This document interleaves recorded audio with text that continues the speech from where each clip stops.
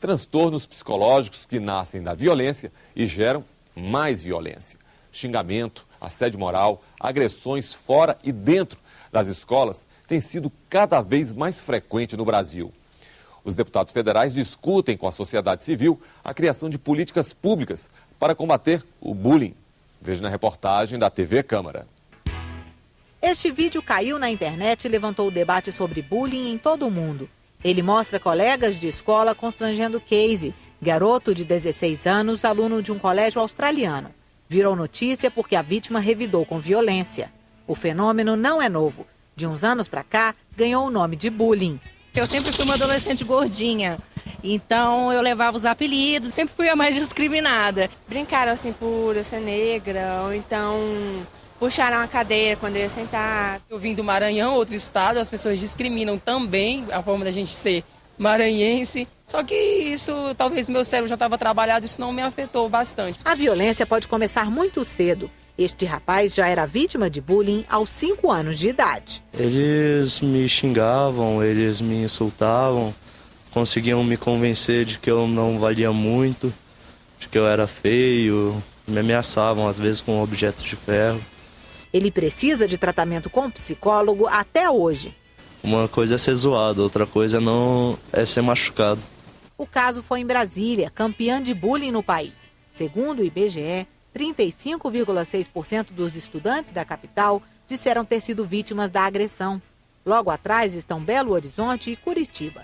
O bullying é um conjunto de comportamentos agressivos, intencionais e repetitivos, adotados por um ou mais alunos contra outro colega, que geralmente se sente em desvantagem de poder ou de força física. Gera dor, angústia e sofrimento.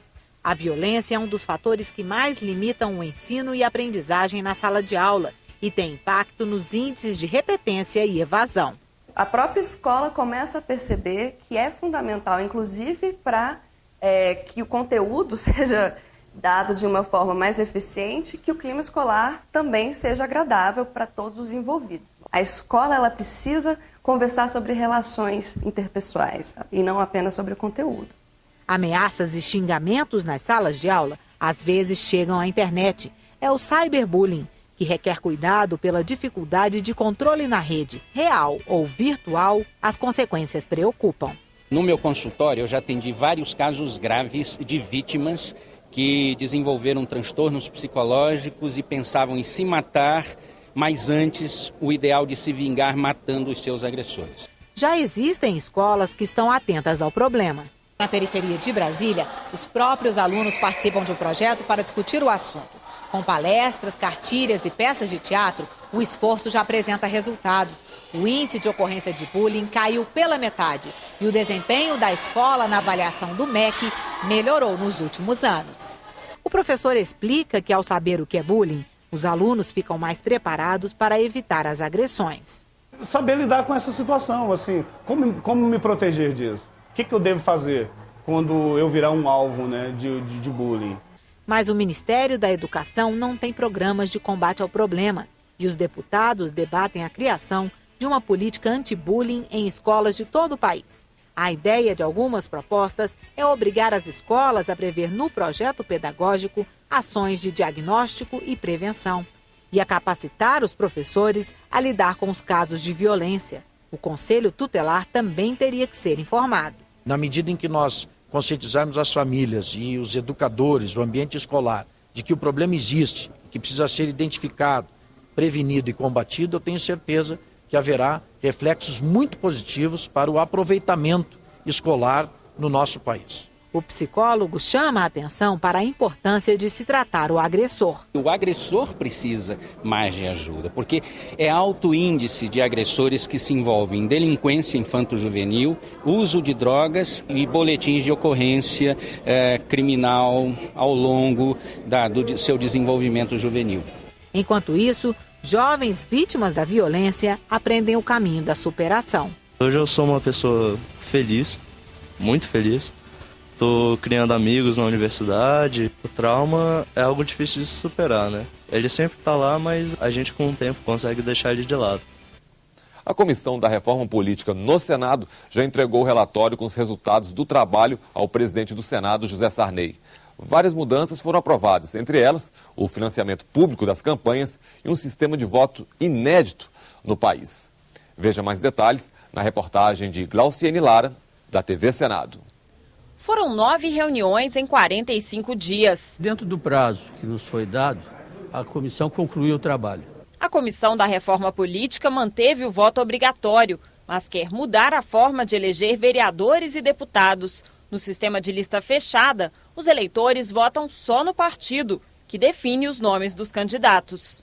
Para aumentar a participação feminina na política, a lista seria composta por homens e mulheres de maneira alternada. Um homem, uma mulher, ou uma mulher, um homem, como seja, mas que nós vamos ter 50%. Para saber se a população concorda em mudar o sistema de voto, os senadores aprovaram um referendo, uma consulta aos eleitores depois que o Congresso votar a proposta de lista fechada. Nós vamos, com o referendo, corrigir algumas distorções que houve durante esse processo. Outra novidade é o financiamento das campanhas eleitorais só com dinheiro público. Haveria também um teto para os gastos dos partidos estabelecido por lei. Uma satisfação que nós vamos dar para o eleitor de limitar os gastos nas campanhas para que aqueles que têm proposta ideológica possam disputar, pelo menos com alguma condição, com aqueles que só sabem fazer campanha gastando muito. A comissão também decidiu que, em vez de 2 suplentes, cada senador tenha apenas um.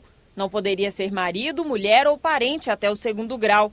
Em caso de renúncia ou morte do titular, o suplente assumiria, mas um novo senador teria que ser escolhido na eleição seguinte. Haverá, portanto, uma eleição adicional para o Senado da República. Me parece algo absolutamente razoável. Os senadores aprovaram ainda a candidatura avulsa nas eleições municipais. O candidato sem partido teria que conseguir o apoio de pelo menos 10% dos eleitores. O que atrapalha esse partido? Nada. Porque se o povo votar no candidato avulso é porque a opinião pública quer. A posse de governadores seria no dia 10 de janeiro e de presidente da República no dia 15. O mandato passaria a ser de 5 anos, sem reeleição, inclusive para prefeitos. Se aprovadas, as modificações valem a partir de 2015, mas os atuais chefes do Executivo ainda poderiam tentar se reeleger. O parlamentar, que não ficou satisfeito com essas decisões, ainda pode tentar modificar a proposta na Comissão de Constituição e Justiça e no plenário. Antes de enviar os projetos à Câmara, os senadores vão ter que entrar em acordo com os deputados, porque eles também criaram uma comissão para fazer a reforma política. Posteriormente, eu pretendo levar ao presidente da comissão da Câmara o que o Senado levou, para que eles tenham como base, porque agora nós temos que pensar como isso pode ser compatibilizado. Senadores que participaram da comissão têm opiniões diferentes sobre a continuidade dos trabalhos. O senhor acha que um deputado ou um senador que presente vai votar contra ele? Vai ganhar, infelizmente, a conveniência. É importante que nós não estejamos aqui gerando expectativas além daquela que nós podemos cumprir. Essa comissão de reforma política ela é um estágio. Eu acho que tivemos bons avanços, mas agora que começa o jogo para valer. No próximo bloco, a Câmara de Vereadores, que recebeu a visita de Dom Pedro II e funciona até hoje no município da Lapa, no Paraná. Nós voltamos em instantes.